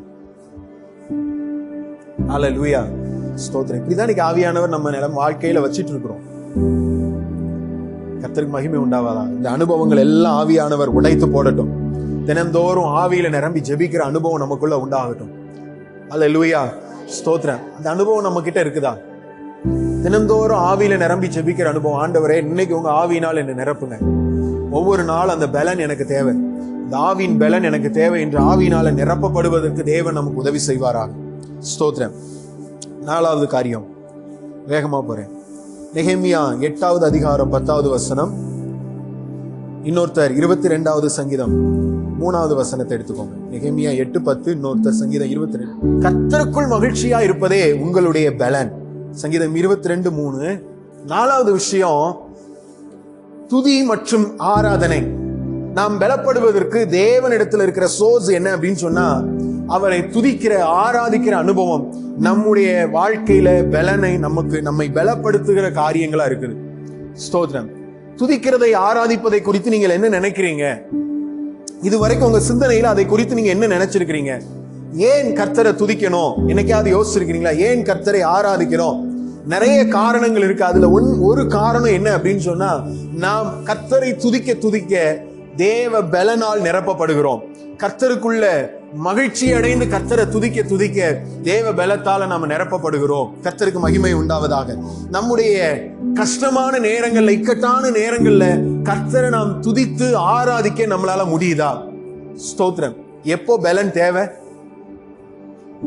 நம்முடைய பலவீனமான நேரத்தில் அவருடைய பலன் என்ன செய்யணும்? நிரப்பணும். ஸ்தோத்திரம். இந்த பலவீனமான நேரத்துல கர்த்தரை உங்களால பாடி ஆராதிக்க முடிஞ்சதுன்னா, நான் சொல்றேன், நீங்க ஒரு தேவ பலனை அனுபவிக்க முடியும். ஒரு உன்னத பலத்தை நீங்க உங்க வாழ்க்கையில நீங்க அனுபவிக்க முடியும். அது எப்படி முடியும் பாஸ்டர்? என்னுடைய கஷ்டமான நேரத்துல இந்த பிரச்சனையை யார்கிட்ட போய் நான் சொல்லி அழன்னு எனக்கு தோணுது. என்னால கர்த்தரை என்ன செய்ய முடியல? ஆராதிக்க முடியல, துதிக்க முடியல. எத்தனை பேர் நீங்க கர்த்தரை ஒரு அரை மணி நேரம் துதிப்பீங்க? ஸ்தோத்திரம். உங்களை துதிக்க விட்டா நான் அரை மணி நேரம் கர்த்தரை துதிப்பேன். சும்மா துதிக்க கூடாது, அவருடைய ஒவ்வொரு நாமங்களா சொல்லி துதிக்கணும். சொன்ன நாமங்களை மறுபடியும் சொல்லக்கூடாது. அப்படி எத்தனை பேர் ஒரு அரை மணி நேரம் அப்படி துதிச்சு ஜெபம் பண்ணுவேங்கிறவங்க? ஸ்தோத்திரம். கர்த்தருக்கு ஸ்தோத்திரம். ஆண்கள்ல 2 பேர் இருக்காங்க. கர்த்தருக்கு ஸ்தோத்திரம். நான் ஏன் கேட்கிறேன் அப்படின்னா, நாம் எந்த அளவுக்கு கர்த்தரை அறிஞ்சு வச்சிருக்கிறோமோ அந்த அளவுக்கு கர்த்தருடைய துதியை நம்ம சொல்ல முடியும். உங்களால எவ்வளவு கர்த்தரை துதிக்க முடியுது, அவருடைய மகத்துவங்களை பேச முடியுதோ அதுதான் நீங்க கர்த்தரை குறித்து அறிஞ்சு வச்சிருக்கீங்க. உங்க தனிப்பட்ட வாழ்க்கையில நீங்க தேவனை எந்த அளவுக்கு ருசி பார்த்திருக்கிறீங்களோ அதுதான் நம்முடைய துதி. வேதத்தின் மூலம் வாசிச்சோ கேட்டோ ஆண்டவரை பத்தி நீங்க என்ன அறிஞ்சிருக்கிறீங்களோ அதை சொல்லி அவரை துதிப்பதுதான் துதி. ஹல்லேலூயா. யோபு புஸ்தகத்துல சில வசனங்களை அவங்களுக்கு முன்னால வைக்கிறேன், வேகமா வாசிங்க. யோபு 1:21 வாசிங்க பார்க்கலாம். பாருங்க, இதெல்லாம் யோபு அவர் ஆண்டவரை பத்தி சொல்றார். ஸ்தோத்திரம். என்ன சொல்றாரு?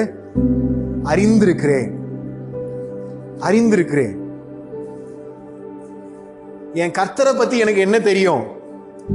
என் மீட்பர் உயிரோடு கூட இருக்கிறார். என் கர்த்தரை பத்தி எனக்கு என்ன தெரியும்?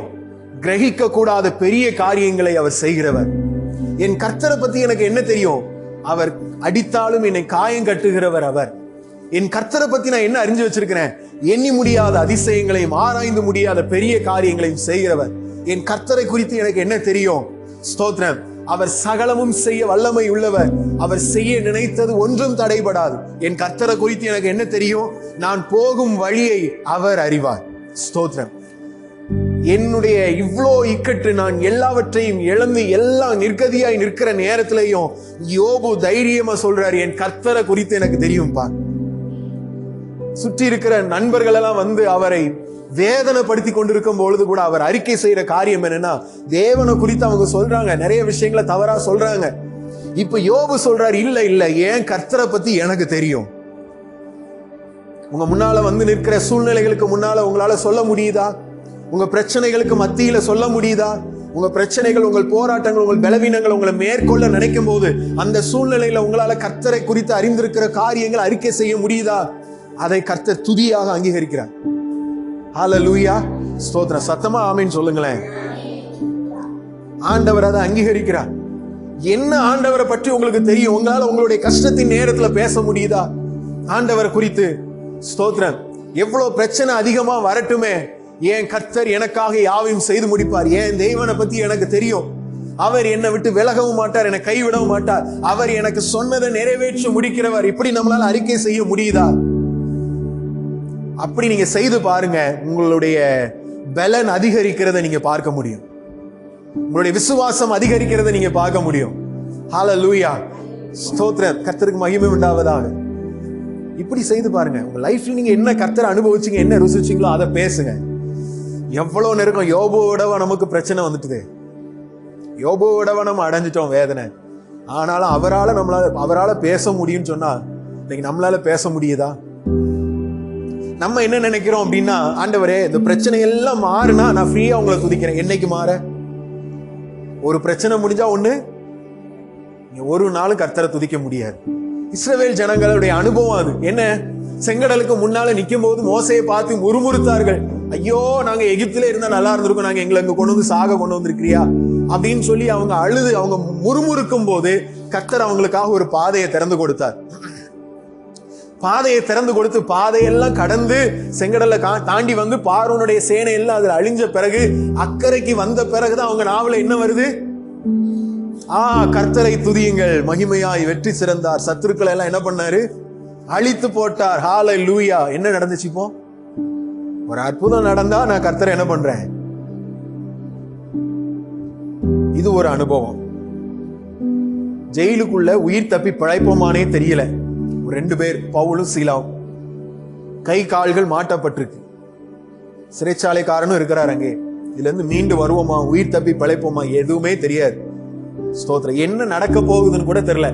கர்த்தருடைய வார்த்தை வந்ததா இல்லையா எதுவுமே தெரியாது. அவர் என்ன பண்றாரு?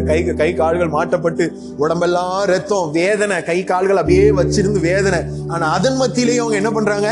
பாடி துதி செய்ய தொடங்கின போது சிறைச்சாலை ஆட்டம் கண்டு கட்டுகள், கதவுகள் எல்லாம் உடைந்து போய் அவங்க விடுதலையா வெளியில வந்தாங்க.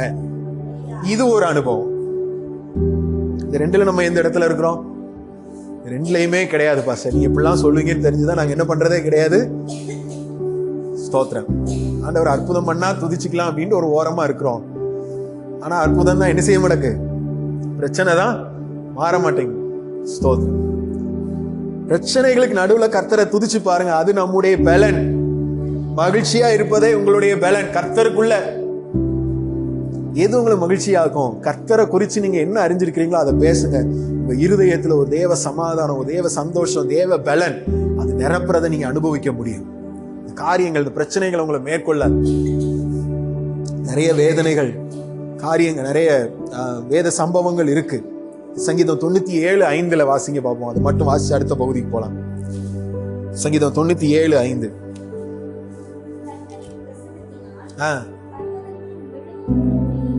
ஆமென். நிறைய இடத்துல நீங்க அந்த மாதிரி வாசிக்க முடியும். அவருடைய பிரசன்னத்தினால என்ன நடந்துச்சு அப்படிங்கிறத பைபிள்ல சில இடங்களை நீங்க வாசிக்க முடியும். அவருடைய பிரசன்னம் இறங்கினால் போதும், மலைகள்லாம் என்ன செய்தான்? பர்வதங்கள் எல்லாம் மெழுகு போல உருகி போகுது. ஸ்தோத்திரம். உங்க உபத்திரவ நேரத்துல, கஷ்டத்தின் நேரத்துல கர்த்தரை நீங்க அறிஞ்சு வச்சிருக்கிறத, அவரை ஆராதிச்சு துதிச்சு நீங்க பாருங்க. தேவ பிரசன்னம் இறங்கினால் போதும், பர்வதங்கள் போல இருக்கிற பிரச்சனைகள் எல்லாம் மெழுகு போல உருகி போகிறத நீங்க பார்க்க முடியும். ஹல்லேலூயா. அவர் நம்மை பலப்படுத்துவார். இன்னைக்கு நம்ம ஆராதனைக்கு, துதிக்கு நம்ம கொடுக்கிற முக்கியத்துவம் என்ன? ஆராதனை, துதியை நம்ம லைஃப்ல எத்தனாவது இடத்துல நம்ம வச்சிருக்கிறோம்? ஹல்லேலூயா, ஸ்தோத்திரம். ஆராதனைக்கு முக்கியத்துவம் கொடுங்க. நீங்க சபையில ஆராதிக்கிற ஆராதனையா இருக்கலாம், தனிப்பட்ட விதத்துல நீங்க வீடுகள்ல ஆராதிக்கிறதா இருக்கலாம், ஒருவேளை பைக்ல போகும்போது நீங்க கர்த்தரை ஆராதிக்கிறதா இருக்கலாம். எதுவோ அது மிக முக்கியமானது. அந்த நேரம் கர்த்தருக்குள்ள மகிழ்ச்சியான ஒரு நேரம். ஸ்தோத்திரம். உங்க உள்ளான மனுஷன் பலப்படுத்தப்படுறாங்கிறத நீங்க மறக்க கூடாது. ஹல்லேலூயா, ஸ்தோத்திரம். தேவ பிரசன்னம் இறங்கி வருகிறது, இங்க ஒரு அற்புதம் நடக்குங்கிறது நீங்க என்ன செய்யுங்க? விசுவாசிங்க. வேலை செய்யற இடத்துலயா, படிக்கிற இடத்துலயா, ஆராதிச்சுட்டே துதிச்சுட்டே இருங்க. தேவ பிரசன்னம் அங்க இறங்கும், ஒரு அற்புதம் நடக்கும். ஹல்லேலூயா, ஸ்தோத்திர, கர்த்தருக்கு மகிமை உண்டாவதா. கடைசியா எபிரேயர் 10வது அதிகாரம் 24, 25. கர்த்தருக்கு மகிமை உண்டாவதாக. நான் இந்த காரியத்தை குறித்து உங்களோடு கூட பேச விரும்புறேன். 5வது விஷயம், நாம் பலப்படும்படி தேவன் நமக்கு தந்திருக்கிற சோர்ஸ் என்ன அப்படின்னு சொன்னா, சபை மற்றும் சபை ஐக்கியம். ஸ்தோத்திரம். சபை ஐக்கியத்துல பலப்படணும்னு ஒரு காரியம் நம்ம தியானிச்சோம்.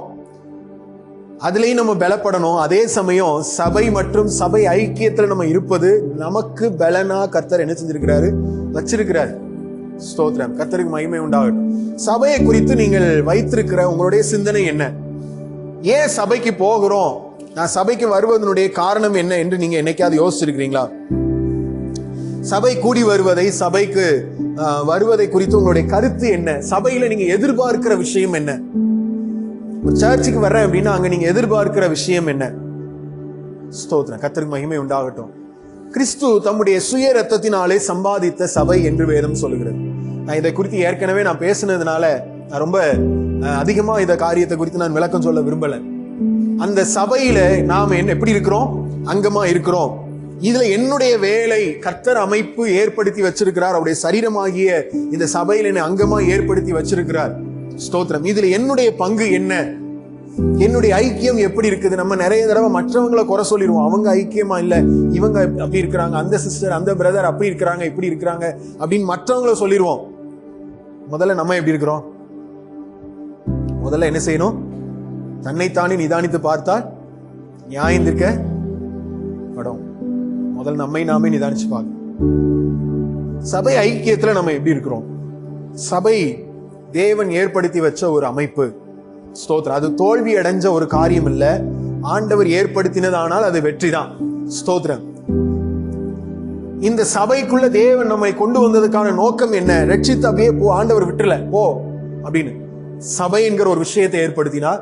நீங்க சபை கூடி வருதல விட்டு விடாதுங்கள்னு சொல்லி நம்ம வாசிச்சது போல சபை ஒவ்வொரு வாரமும் கூடி வரணும். டெய்லி கூடி வந்தாங்க. இன்னைக்கு நமக்கு அதுக்கு வாய்ப்புக்கு ஏற்ற மாதிரி ஒரு நாள் சண்டே. ஸ்தோத்திரம். நம்மளுக்கு இதுக்கு வர்றதுக்கு என்னவா இருக்கு? கஷ்டமா இருக்கு. அதனாலதான் பவுல் எழுதுறார், சபை கூடி வருதலை சிலர் விட்டு விடுகிறது போல நீங்க என்ன செய்யாதீங்க, விட்டு விடாதீங்க. ஹல்லேலூயா. ஏன்? இந்த சபை தான் உங்களை கிறிஸ்துவுக்குள்ள பலப்படுத்தும். இந்த சபைதான் உங்களை கிறிஸ்துவுக்குள்ள பலப்படுத்தும். ஸ்தோத்திரம். கர்த்தருக்குள்ள பலப்படுத்தும். இந்த உலகத்துல தொடர்ந்து நீங்க கர்த்தருக்கா வைராக்கியமா ஜீவிக்கும்படி இந்த சபை உங்களுக்கு சத்தியத்தை போதிக்கும். உலகத்துல எவ்வளவோ கள்ள உபதேசங்கள் பெருகி இருக்கிற இந்த நாட்கள்ல ஸ்தோத்திரம். எபேசியர் 4வது அதிகாரத்துல நீங்க வாசிச்சு பாத்தீங்கன்னா 11வது வசனத்திலிருந்து ஒரு 4-5 வசனங்கள் நீங்க வாசிச்சு பாருங்க. ஸ்தோத்திரம். ஏன் சபை, ஆண்டவர் அந்த இடத்துல ஏன் நம்மளை கொண்டு வந்து வைத்திருக்கிறார்? நாம் பக்தி விருத்தி அடையணும். கிறிஸ்துவின் நிறைவான வளர்ச்சியின் அளவுக்கு தக்கதான் நம்ம என்ன செய்யணும்? வளரணும். ஸ்தோத்திரம். சொல்லப்பட்டிருக்குதா? 4:11 இருந்து நீங்க வாசிச்சு பாருங்க, எழுதி வச்சுக்கோங்க. டைம்ல நான் முடிக்கிறேன். ஸ்தோத்திரம். சபைக்குள்ள ஒரு டாஸ்க் நமக்கு கொடுக்கப்பட்டிருக்குது. என்ன அப்படின்னா, நம்ம வளரணும், நாம் பலப்படணும். எந்த அளவுக்கு வளரணும் அப்படின்னா, பக்கத்துல இருக்க இந்த சிஸ்டர் ஜோம் பண்றது மாதிரி நான் ஜோம் பண்ணணும். ஸ்தோத்திரம். இந்த பிரதர் ஜெபிக்கிறது போல ஜெபிக்கணும். அவங்க ஊழியம் செய்யறது போல நான் செய்யணும். பாஸ்டர் போல ஸ்தோத்திரம் நான் ஜெபம் பண்ணணும். எனக்கு ரோல் மாடல் யார் தான்? Pastor no. வேதம் நம்மளை எச்சரிக்குது. அந்த இடத்துல தெளிவா சொல்லப்பட்டிருக்கு, இயேசு கிறிஸ்துவினுடைய நிறைவான வளர்ச்சியின் அளவுக்கு தக்கதான் நம்ம வளரணும். நமக்கு முன்பாக வைக்கப்பட்டிருக்கிற டாஸ்க் அளவு யார் அப்படின்னு சொன்னா, ரோல் மாடல் யார் அப்படின்னு சொன்னா இயேசு கிறிஸ்து. அவருடைய வளர்ச்சியின் அளவுக்கு தக்கதா அவரை போல நம்ம மாறணுங்கிறது தான் சபையில நம்முடைய எதிர்பார்ப்பா இருக்கணும், நோக்கமா இருக்கணும். நீங்க ஒரு சபைக்கு போறீங்கன்னா அந்த காரியம் உங்களுக்கு நடக்குதா? அந்த சபையினுடைய தோற்றத்தை கண்டு ஏமாறாதீங்க. சபையினுடைய ஊழியருடைய ஆடம், அவருடைய செலிபிரிட்டி, ஸ்தோத்திரம், அதை கண்டு ஏமாறாதீங்க. ஸ்தோத்திரம். இன்னும் பெருங்கூட்டம் இருக்குது அதனால போறேன், இதெல்லாம் கண்டு ஏமாறாதீங்க. சபையில நம்ம பார்க்க வேண்டிய விஷயம் என்ன? சபை என்றால் என்னவென்று ஆண்டவர் நமக்கு தெளிவா அடையாளப்படுத்தி காமிச்சிருக்கிறார் வேதத்துல. இந்த வேதத்துல சொல்லப்பட்ட காரியங்கள் இந்த சபையில இருக்குதா அப்படிங்கறத ஆராய்ந்து பாருங்க. எல்லாம் சர்ச்சு தானே அப்படின்னு சொல்லிட்டு போகாதீங்க. சத்தியத்தை நீங்க பிரசங்கம் பண்ணணும். நாளானது சமீபித்து வருகிறபடியால் ஸ்தோத்திரம். எந்த நாள்? ஆண்டவராகிய இயேசு கிறிஸ்து மத்திய ஆகாயத்துல வரப்போகிறார். ஸ்தோத்திரம். ஏன் வந்து மணவாட்டியாகிய சபையை அவர் சேர்த்து கொள்ள வரப்போகிறார். அப்படிதானே வேதம் அப்படிதானே சொல்லப்பட்டிருக்கு. வெளிப்படுத்தல் அப்படிதானே வாசிக்கிறோம். மணவாட்டியை என்ன செய்ய போறாரு? சேர்த்து கொள்ளும்படி மணவாளனாக இயேசு மத்திய ஆகாயத்தில் அவர் வரப்போகிறார். இன்னைக்கு நீங்களும் நானும் சபையாய் அதற்கு ஆயத்தமாகணும். ஏன் இந்த சபை அமைப்பை கர்த்தர் ஏற்படுத்தி வச்சார்னா பலப்பட்டு அவருடைய வருகைக்கு ஆயத்தமாகணும். ஹல்லேலூயா. ஸ்தோத்திர. கர்த்தருக்கு மகிமை உண்டாவதாக. கர்த்தருக்கு மகிமை உண்டாவதாக.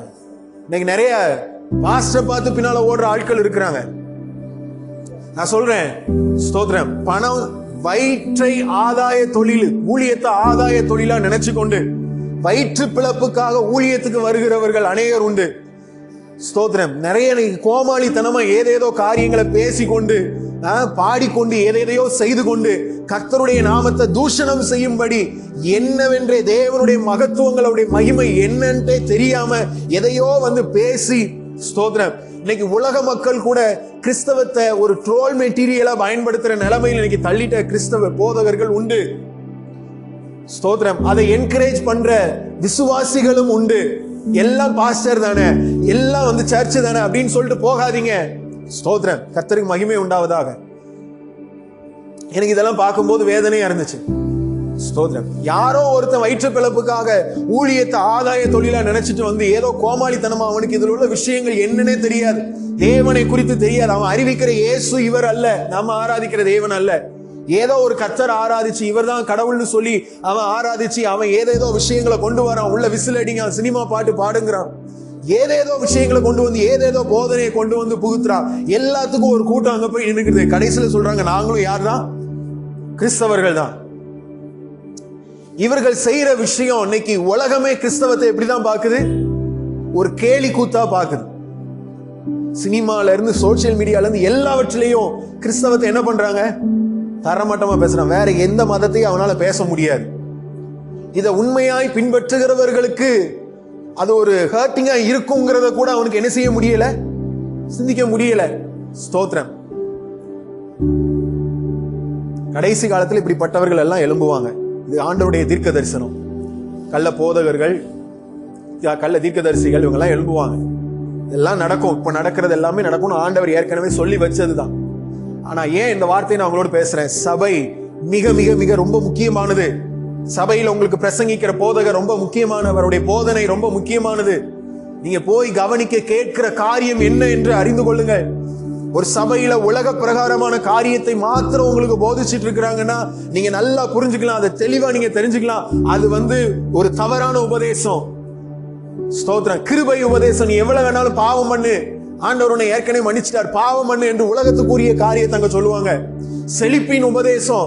கர்த்தர் உன்னை ஆசீர்வதிக்கிறதுக்கு தான் எல்லாமே தந்திருக்கிறார். ஜீவனை கொடுத்ததெல்லாம் உன்னை ஆசீர்வதிப்பதற்காகன்னு உலக பிரகாரமான ஆசீர்வாதங்களை சொல்லி முக்கியப்படுத்துறாங்கன்னா நல்லா தெரிஞ்சுக்கோங்க, அது தவறான உபதேசம். சாவாமை என்ற ஒரு காரியம் வந்தது.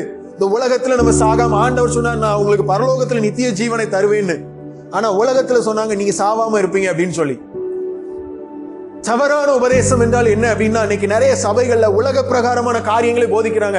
உலக பிரகாரமா நீங்க ஆசீர்வாதமா இருப்பீங்க, செல்வ செழிப்பா இருப்பீங்க, நீங்க நல்ல ஆடம்பரமா இருப்பீங்கன்னு சொல்லி உங்களுக்கு பிரசங்கம் பண்றாங்கன்னா தெளிவாய் புரிந்து கொள்ளுங்கள், இது வேதத்துல சொல்லப்பட்டிருக்கிற சபை அல்ல. வேதத்துல பிரசங்கிக்கப்பட்டிருக்கிற இந்த இயேசு அல்ல, அவர் வேற ஏதோ ஒரு இயேசு. நம்ம அந்த யூடியூப் சேனல்ல தான் தேடி பார்ப்போம். அல்லேலூயா. ஸ்தோத்திரம். காலையில ஒரு வசனம், சாயந்தரம் ஒரு வசனம் கேட்கலன்னா அந்த நாளே போன மாதிரி இருக்காது. வாக்குத்தத்தமா அடிச்சு விடுவாங்க, நம்மளும் அப்படின்னு கேட்டுட்டு இருப்போம். ஸ்தோத்திரம். சபையினுடைய வேலை என்ன? சபையில நீங்க எதிர்பார்க்கிற விஷயம் என்ன? வேதத்தின் அடிப்படையில் உங்களுடைய எதிர்பார்ப்பு இருக்கட்டும். வேதத்தின் அடிப்படையில சபையில பிரசங்கங்கள் இருக்குதா, ஊழியர் இருக்கிறாரா அப்படிங்கிறத கவனிங்க. சபை அமைப்பு அப்படி இருக்குதா அப்படிங்கிறத கவனிங்க. நாளானது சமீபித்து வருகிறது. சும்மா அந்த உலகத்துல நம்ம பணம் காசு சம்பாதித்து ஆசீர்வாதமா நம்ம என்ன செய்ய போறது இல்ல, வாழ போறது இல்ல. ஏசு சீக்கிரம் வரப்போகிறார். யோபு சொன்னது போல நான் நிர்வாணியாய் வந்தேன், நிர்வாணியா போறேங்கிறார். ஸ்தோத்திரம். பரலோகத்துக்கு ஆண்டவர் வருகையில் எடுத்துக்கொள்ளப்பட்டோ அல்லது மரணம் முந்தி கொண்டு நம்ம உயிர்த்தெழுதல பங்கடைந்து எழுந்து கொண்டு போனாலோ உங்க கையில இருக்கிற எந்த பணத்தையும் நீங்க எடுத்துக்கொண்டு போக முடியாது. உலக பிரகாரமான எந்த ஆசீர்வாதத்தையும் கொண்டு போக முடியாது. சபை உங்களை உள்ளான மனுஷன்ல பலப்படுத்தி இருந்தா நீங்க ஆண்டோடைய வருகைக்கு எடுத்துக்கொள்ளப்படலாம். இன்னைக்கு எது முக்கியம்? எதை நம்ம சபையில் எதிர்பார்க்கிறோம்? அல்லேலூயா. எதை எதிர்பார்க்கிறோம்? நான் வந்தாலே ஆறுதலா பேசணும், உள்ள வந்தா வாக்குத்தத்தங்களா வரணும். ஸ்தோத்திரம். வந்தாலே என் பிரச்சனை எல்லாம் மாறி ஐஸ்வர்யம் வந்துடணும், பணம் வந்துடணும், உன்னை பதவியில உட்கார வைப்பார், உன்னை நான் நிறைய பேர் கனம் பண்ணும்படி வைப்பார் அப்படின்னு இது சம்பந்தம், உலக சம்பந்தமாவே பிரசங்கம். கர்த்தர் இதெல்லாம் இன்னைக்கு மாற்றி போடுவாராக. ஹல்லேலூயா. ஸ்தோத்திரம். கர்த்தருக்கு மகிமை உண்டாவதாக. இப்படி நிறைய கிறிஸ்தவர்கள் இருக்கிறதுனாலையும் இப்படிப்பட்ட போதகர்களாலையும் தான் இன்னைக்கு கிறிஸ்து சபை அமைப்பு எல்லாம் என்ன பண்ணிட்டு இருக்கு? கேலி குத்தா மாறிட்டு இருக்கு. அதை செய்யறவங்க எல்லாம் மனம் திரும்பும். ஹல்லேலூயா. ஸ்தோத்திரம். கர்த்தருக்கு மகிமை உண்டாவதாக. இன்னைக்கு நம்முடைய சபை ஐக்கியம் ரொம்ப முக்கியமானது. சபையில் உங்களுடைய பிரச்சனைகளை நீங்க சொல்லுங்க, உங்களுக்காக ஜெபிக்கிறோம். சபை உங்களுக்கு குடும்ப ஐக்கியமா உங்க கூட இருக்கும். சாயந்திரம் சபை ஐக்கியம் இருக்குன்னு சொன்னோம். ஸ்தோத்திரம். காலையில என்ன செஞ்சிட்டாங்க? ஸ்தோத்திரம். ஆளை காணோம். கர்த்தருக்கு மகிமை உண்டாகட்டும். சபை ஐக்கியம் தேவன் ஏற்படுத்தினது. முப்புரினுள் சீக்கிரமா என்ன செய்யாது? அறாது. ஒருவன் ஒண்டியா இருப்பதை பார்க்கிலும் இருவர் சேர்ந்து இருப்பது நலம். ஒருவன் விழுந்தால் ஒருவன் என்ன செய்வான்? தூக்கி விடுவான். ஆண்டவர் என்னெல்லாம் சொல்லி இருக்கிறது? மந்தையில் இல்லாம ஒரு ஆடு தனியா சுத்திட்டு இருக்குன்னா அதுக்கு என்ன இருக்கு? ஆபத்து இருக்கு, உயிருக்கு. அது ரொம்ப நாள் கேரண்டி கிடையாது, எப்ப வேணாலும் அது சாகலாம். ஸ்தோத்திரம். இன்னைக்கு நம்ம எப்படி இருக்கிறோம்? நம்ம சபையை குறிச்சு என்ன நினைக்கிறோம்? சர்ச்சைக்கு வர்றதை குறிச்சு என்னோட கருத்து என்ன? ஞாயிற்றுக்கிழமை வாரேன் போறேன் அது போதும் அப்படிங்கிறதோட இருக்கிறோமா? ஊழியரோடு ஒரு நல்ல ஐக்கியம். ஸ்தோத்திரம். சபை வருகிற சக விசுவாசிகளோட ஒரு நல்ல ஐக்கியம். யாருனே தெரியலனாலும் அவங்க இயேசுவின் ரத்தத்தினால கழுவப்பட்டாங்க, சபைக்குள்ள வந்திருக்கிறாங்க. என் ஃபேமிலியில ஒருத்தர், நம்மளால பேசி பழக முடியுது. அவங்க அப்படி இல்லை, இவங்க அப்படி இல்லை, நம்ம சொல்றதை நிறுத்திட்டு மற்றவர்களோடு கூட இணக்கமா ஐக்கியமா இருப்பதற்கு தேவன் நமக்கு உதவி செய்வாராக. சபை நம்மை பலப்படுத்தும். ஸ்தோத்திரம். சபையில பிரசங்கிக்கப்படுகிறது மாத்திரமல்ல, சபை ஐக்கியம், சகோதரத்துவம். நீங்க சில காரியம் செய்றீங்கன்னா உங்களுக்காக நாங்க ஜெபம் பண்றேன் சிஸ்டர்னு சொல்றதுக்கு சபையில ஆட்கள் இருப்பாங்க. ஜெப பங்காளர்கள் உங்களுக்கு இங்க இருப்பாங்க. காசு கொடுத்து யாருக்கோ எனக்கா ஜெபம் பண்ணுங்கன்னு ஜெப பங்காளரா ஆக வேண்டிய அவசியம் வேண்டாம். ஸ்தோத்திரம். சபையில உங்களுக்காக ஜெபிக்கிற, உங்களுக்காக பாரப்படுகிற நபர்கள் இருப்பாங்க, இருக்கிறோம். கர்த்தருக்கு மகிமை உண்டாகட்டும். இன்னைக்கு நம்ம என்ன செய்யறோம்? நம்முடைய இருதயத்தை தேவன் இன்னைக்கு திருப்புவாராக. கர்த்தருக்குள்ள பலப்படுவதற்கு தேவன் 5 காரியங்களை வச்சிருக்கிறார். ஸ்தோத்திரம். முதல்ல என்ன சொன்ன? தேவனுடைய வார்த்தை. 2வது உபவாசித்து ஜெபிக்கிறது. 3வது பரிசுத்த ஆவியானவர். 4வது துதி ஆராதனை. 5வது சபை ஐக்கியம். சரிங்களா? கர்த்தர் நம்மை ஆசீர்வதிப்பார். இந்த காரியங்கள் எல்லாம் நம்ம மனதில் வைத்து நம்ம ஜெபம் பண்ண போறோம். இன்னைக்கு என்னென்ன விஷயங்கள் ஆவியானவர் உங்களோடு கூட பேசினாரோ அதுக்கு ஒப்பு கொடுத்து ஜெபம் பண்ணுங்க. கண்களை மூடி நாம் ஜெபிப்போம். ஸ்தோத்திரம். கர்த்தர் உங்களோடு கூட இன்னைக்கு பேசியிருந்தால் இன்னைக்கு அதுக்கு ஒப்பு கொடுத்து ஜெபம் பண்ணுங்க. என்ன காரியத்தை கர்த்தர் உங்களோட பேசினார்? எதை கேட்கும் போது நம்ம இப்படி இல்லை அப்படின்னு உங்களுக்கு தோணுச்சு? இல்ல இந்த விஷயத்தில் நான் குறைவுபட்டு இருக்கிறேன் என்று எந்த காரியத்தை நீங்க நினைக்கிறீங்க? ஒப்பு கொடுத்து அப்படியே ஜெபம் பண்ணலாம். ஹல்லேலூயா, ஹல்லேலூயா. கர்த்தருக்குள்ள இன்னைக்கு பலப்படுற அனுபவம் நமக்கு தேவை. அதுதான் தேவை. அதை முன்னிறுத்துங்க. இந்த 5 காரியங்களால நான் பலப்படுத்தப்படுறேனா?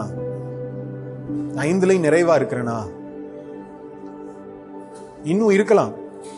இன்னைக்கு உங்களோட பேசும்படி ஆவியானவர் என் இருதயத்துல வச்ச விஷயங்களை நான் உங்களோட பேசியிருக்கிறேன். இந்த காரியங்கள் எல்லாம் ஆவியானவர் இன்னைக்கு நம்மோடு பேசினதுக்கு ஒரு காரணம் உண்டு, ஒரு ரீசன் உண்டு.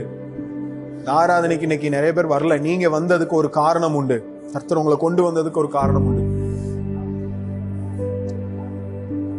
ஆண்டவர் நம்ம பலப்படணும்னு விரும்புறார். தீங்கு நாளில் அவைகளை எதிர்க்கவும் சகலத்தையும் செய்து முடித்தவர்களாய் நிற்கவும் திராணி உள்ளவர்களாகும் படிக்கும். கர்த்தரிலும் அவருடைய சத்துவத்தின் வல்லமையிலும் பலப்படுங்க. ஹல்லேலூயா. நன்றி ஆண்டவரே, நன்றி இயேசுப்பா, நன்றி ஆண்டவரே. இன்னும் வீட்டுக்கு போய் மறுபடியும் இதெல்லாம் கொஞ்சம் தியானிச்சு பாருங்க. ஆண்டவர் இன்னும் நம்மோடு கூட பேசுவாராகும், இன்னும் நம்மோடு கூட இடைபடுவாராகும். அப்படியே நடத்த போறதுக்காக நன்றி ஆண்டவரே, நன்றி இயேசுப்பா. வார்த்தைகளை கொண்டு எங்களோடு பேசுனீங்க. எங்களை அர்ப்பணித்து ஜெபம் பண்றோம், எங்களை ஒப்பு கொடுத்து ஜெபிக்கிறோம். வரும் நாட்கள்ல நாங்கள் இன்னும் நீங்க எதிர்பார்க்கிற அனுபவத்துல வர, அந்த பலப்படுற அனுபவத்துல நாங்கள் வந்து சேர எங்களுக்கு உதவி செய்யுங்க. எங்களை தரை மட்டும் தாழ்த்துகிறோம். ஆண்டவரே, இந்த ஆராதனைக்கு வந்த பங்கெடுத்து ஒவ்வொருவரையும் குடும்பங்களையும் ஆசீர்வதிங்க. ஒவ்வொருவருடைய வாழ்க்கையில அற்புதங்களை செய்யுங்க. ஒவ்வொருவருக்கும் வேண்டிய எல்லா சகல கிருபைகளை கொடுங்க. தேவைகளை சந்திங்க. அவங்க கையிட்டு செய்யற வேலைகள், தொழில், வியாபாரங்கள் எல்லாம் ஒரு ஆசீர்வாதம் பெருக்கம் உண்டாகட்டும். எல்லா எதிரான போட்டிகள், பொறாமைகள், சவால்கள் எல்லாவற்றிலும் மேற்கொள்ளக்கூடிய கிருபை அபிஷேகத்தினால் நிரப்பும். ஆண்டவரே ஸ்தோத்திரம். எல்லா பலவீனங்கள் மாறட்டும். மரண படுக்கை அனுபவங்கள் எல்லாம் கர்த்தர் மாற்றி போடுங்க. குடும்பமாய் உம்மை சேவிக்க கர்த்தர் உதவி செய்யுங்க. ஆண்டவரே ஸ்தோத்திரம். ஆண்டவரே, குடும்பமா ஆண்டவரே இயேசுப்பா, ரட்சிக்கப்படாதவங்க எல்லாம் ரட்சிக்கப்படட்டும். ஞானஸ்நானம் பெறாதவர்கள் ஞானஸ்நானம் பெறட்டும். அபிஷேகம் பெறாதவர்கள் அபிஷேகம் பெறட்டும். ஆண்டவரே, நானும் என் வீட்டாருமோ என்றாலுமே சேவிப்போம் என்ற வார்த்தைப்படி உண்மை தேடுவதற்கு கர்த்தர் உதவி செய்யுங்க. கர்த்தர் நீங்க கூட இருந்து நடத்த போறதுக்காக நன்றி. இயேசுப்பா, அந்த ஆராதனைக்கு வந்து திரும்ப செல்லும் போது உங்களுடைய சமூகம் பாதுகாத்துக் கொள்ளட்டும். இந்த வாரம் முழுவதும் தேவ பிரசன்னம் நடத்தட்டும். கேட்ட வார்த்தைகள் இருதயத்துல தங்கி இருக்கட்டும். கிரியை செய்யட்டும். வாழ்க்கையை அசைக்கட்டும். 30, 60, 100 மடங்கு பலன் கொடுக்க கர்த்தர் உதவி செய்யுங்கப்பா. செய்ய போறதுக்காக நன்றி. எல்லா கன மகிமைகளை உங்க நாமத்துக்கு நாங்கள் ஏறெடுக்கிறோம். மீட்பர் இயேசுவின் நாமத்தின் மூலம் ஜெபிக்கிறோம் பிதாவே, ஆமென். நம்முடைய கர்த்தராய் இருக்கிற இயேசு கிறிஸ்துவின் கிருபையும், பிதாவாகிய தேவனுடைய அன்பும், பரிசுத்த ஆவியானவருடைய ஐக்கியமும், சிநேகமும், பாதுகாப்பும், பராமரிப்பும் நம் அனைவரோடும் கூட இன்றைக்கும் உள்ள சதா காலங்களிலும் தங்கி இருப்பதாக. ஆமென்.